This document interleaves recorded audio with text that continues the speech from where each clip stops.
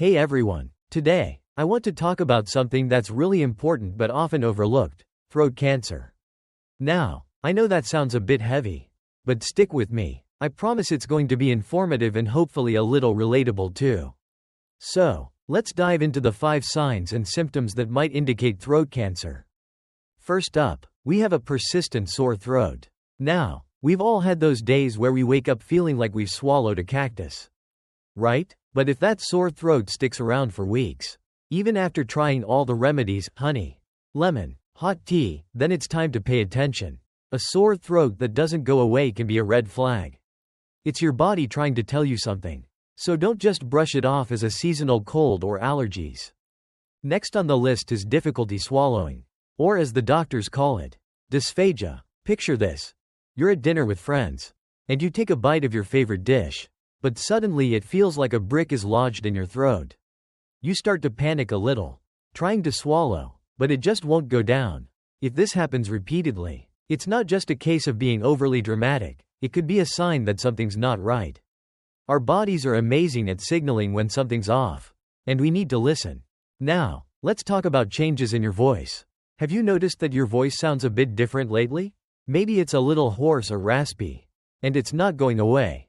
Sure, we all have those days where we sound like we've been chain smoking for decades after a night out. But if your voice change lasts more than a couple of weeks, it's worth checking out. Your voice is a huge part of how you express yourself, and any significant changes can be a sign that something's brewing in your throat. Fourth on the list is unexplained weight loss. This one can be tricky because, let's be honest, we all have those moments where we hop on the scale and think, wow, I've lost a few pounds.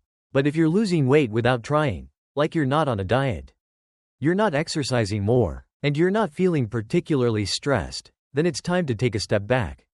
Weight loss can be a sign that your body is fighting something, and you deserve to find out what's going on.